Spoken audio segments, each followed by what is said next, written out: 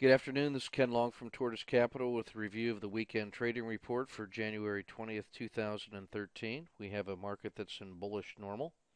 It's at 65 out of 100 on weekly RSI 14, high end of neutral. It's at 95 out of 100 on the 10-day NDX, placing it firmly in overbought conditions. Percent stretch relative to the 200-day moving average is 7.32%, an improvement. Slope of the 50-day moving average is 0.49%. That's green bullish. Correction, white bullish. That's good. ADX 14 is improved to 23.5. We have a strong trend up. ATR percentage has fallen under 1 to come in at 0.86%. The VIX risk index is at 1.17, favoring the risk on strategy. The risk Z, which is the Z score of that risk index, it looks back 5,000 days, is at 2.06.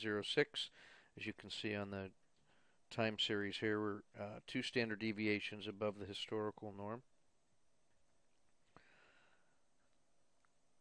Blended monthly rebalancing portfolios, no change. Next reevaluation is due about 1 February. In ETF2, the theoretical exposure is at 100%. The model portfolio is at 100%. We'll be trading up from FDL to FEZ, which is the second position in the European 50 large caps. The trade of the week, for your reference, examines some standard intraday techniques.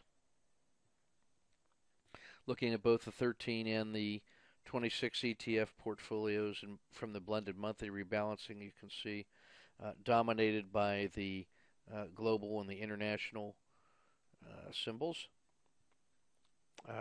U.S. financials is the first one to make the mark, followed by mid caps.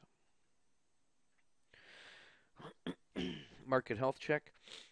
Vertical blue lines are 10, 20, and 30 days worth of look back. The red horizontal lines are support levels that have held in the past. Red shaded area is the area below the 200-day moving average, which is the thick red line. The river is the 30-period Bollinger Band plus or minus 1. The floodplain is the lighter shaded blue plus or minus 2. The central line is the Bollinger Band mean, which is the 30-period simple moving average. Thin black line is the slope of the 30-day regression line, which has reversed and found strength once more. Thick black line in the middle is the 30-day regression line. The outer 2 black lines are the regression channel formed by the maximum excursion from the regression line during the look-back period. You can see price is better than the 10 period, better than the 30, better than the 50, better than the 200-day moving average. It has cleared the last swing high price. We are in new territory. You can see the ADX is improving with bulls in charge. We're comfortably in the floodplain and have been there. So this is very favorable on the long side. You can see how long we've been overbought on Williams percent R, but it can stay that way a while. The jaws of PPO are still open and reflecting to the upside, so everything is long and strong right now. The top 10 regions in the ETF2 model, all on a buy signal. 2 strongest are Asia, less Japan, and Europe. The globals are better than SPY right now, so it's globals over the U.S. Inside the U.S., it's mid caps, small caps, large caps, then tech. 2 strongest sectors are IEV, which is European 350, and Asia less Japan. The 2 weakest are U.S. technology in Latin America. World market model. Again, you can see everything. Europe is extremely positive, with the exception of the U.K. The U.S. mids and smalls are above average. The large caps are all below average. Selected strength in Asia, better than the U.S., but not quite as good as Europe. Mexico and Brazil moving along well. The other asset classes generally lagging behind the risk-on trade. You can see in a comparison of the business sectors, U.S. versus global. Generally speaking, the globals are in better shape with the exception of uh, energy, and you can see the strength in global finance right now. Top 30 in the ETF2 model. And these are all European countries and globals. U.S. home construction is the only place where you're seeing any strength. This is the symbol we're going to add FEZ this week. Rather than try to narrow it down to Spain, Italy, or Austria, it seems to make more sense to head a broad-based European ETF.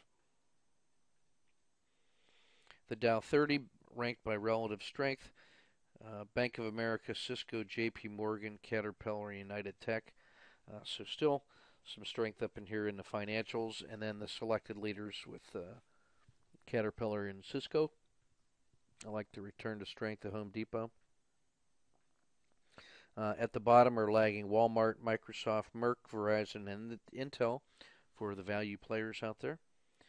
You can see Hewlett-Packard has moved up to the 7th position from its location that used to be on the bottom until it started making its move about 6 weeks ago, and has steadily marched up the charts. And the liquidity chart for your reference. We're going to shift over now to the Friday's daily report.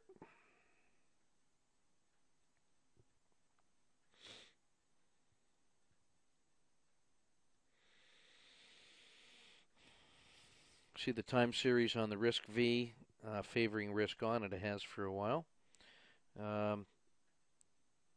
The risk Z score here remaining at 2.0 or better. That's starting to get up into nosebleed territory. No signals in overreaction or channeling. See the volatility that has declined out of the market. This has corresponded with a really nice swing trade in SVXY. No pattern trades to speak of. We do have a number that test out better than 2-to-1 on the auto framer. AT&T, Bank of America, Intel, Verizon, and Boeing.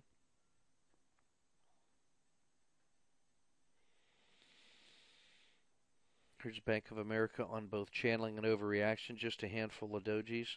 We have one triple screen in Intel available with a 3.1 reward to risk ratio. That looks worth looking at. And the max pain range compression, you see the top four of those the top four in that strategy have all testing up better than 2-to-1 on the auto framer. American Express is interesting because of the low RSI2 value and because it's in the financial sector. Maybe a value play opportunity there. Inside the ETFs, no pattern trades.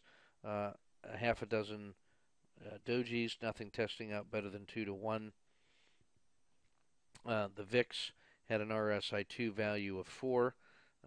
Nobody wanted to hold that over the weekend, so that may have an opportunity for an intraday pop. Regression line 30-day, you can see how the market has recovered from the sell-off. And if you discount that sell-off and the bounce, it looks like we're right on the longer-term trend here. Regression line is still above its 10-period moving average. That's favorable. Percent stretch has climbed 1, 2, 3.5, almost 4 standard deviations off this, off the low. That's from the election. And you see the percent or the regression line slope is as good as it's been at any time in the last 6 months. The strength of this trend is good. Before I go further, I should say that that's why I'm. This is giving me pause right now because it's as good as it has been in the last 6 months, and that means this is a place where it's failed several times previously in terms of the steepness of the curve. This is a new add to the daily report looking at the Z scores of swing gains. I'm thinking of it, calling it the swing Z. Now what we've done is gone back 10 years and taken a look at all of these symbols.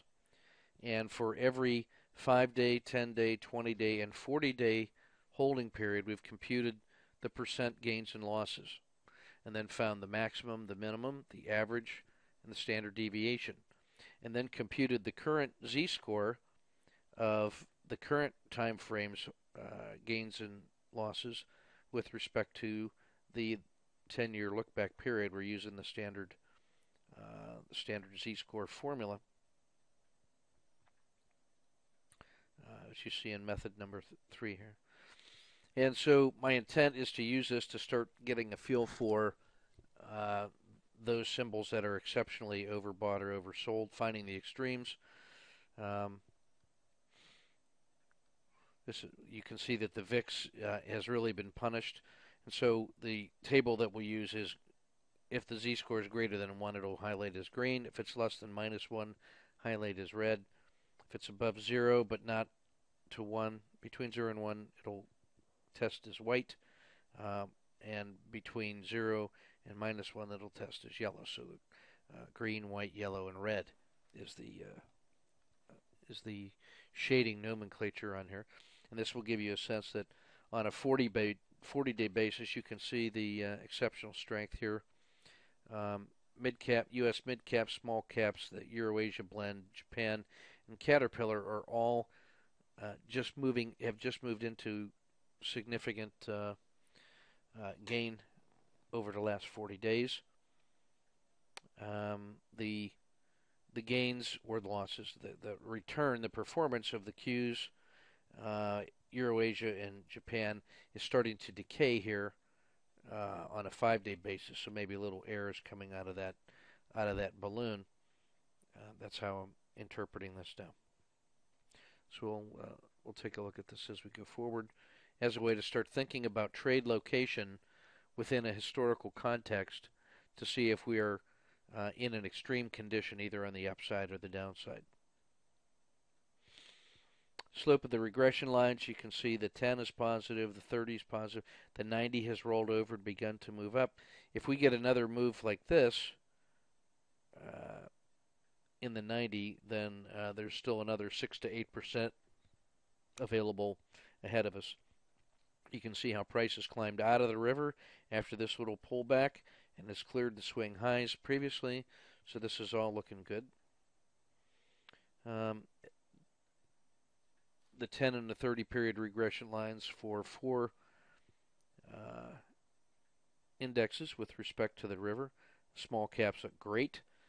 Gold actually made a little bit of a recovery here. And so if we see weakness in the indexes, gold is well postured to make another run up to 175. Treasuries started to make a slight turnaround here last week as they're finding support around 120, which is where it found support previously. Some charts just for reference.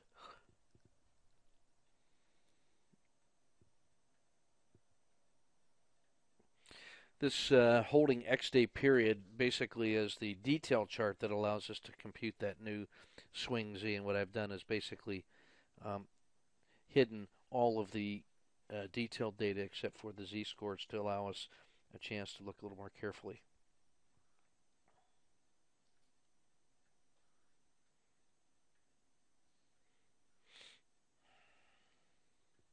Take a look at the quality scores for the Dow.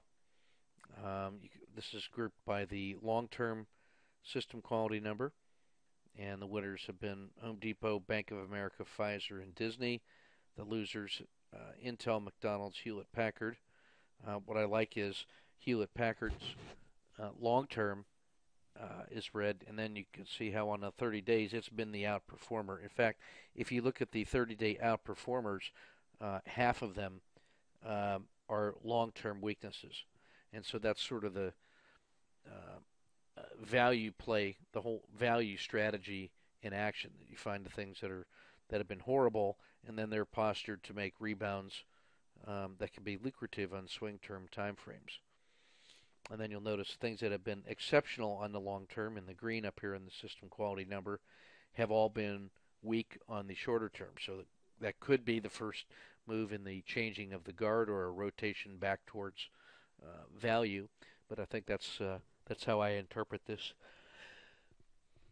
this report. Looking at the ETFs, the long-term losers, utilities, Brazil, natural gas, oil, and coal, the entire energy commodity complex, plus Brazil. And then the winners have been S&P sector spiders for healthcare, discretionary staples, and finance.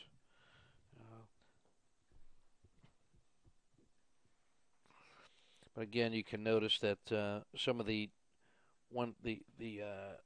green outperformers have been materials, Latin America in the last 30 days, and they've been in the lower half of the table. So again, looking for max pain or least quality is one way to start finding things early in their value life cycle. All right, so that's the weekend report, and looking towards next week's trade. Again, this is a bull that has managed to get out of the swamp. Now we'll see if he's got some legs based on the ADX reading and the Z-score readings of the holding periods. There's still room for this to go another 6 to 8% on the next leg up. Now that it's cleared resistance, that would be the natural way to make the play, especially if we get any kind of good news at all about the fiscal cliff. Then I would expect to see financials continue to be strong, and that would be the way that we'd be looking inside the U.S. Meanwhile, the globals, especially Europe, are still looking very, very strong. So this is Ken Long from Tortoise Capital. Keep your powder dry and your risk measured.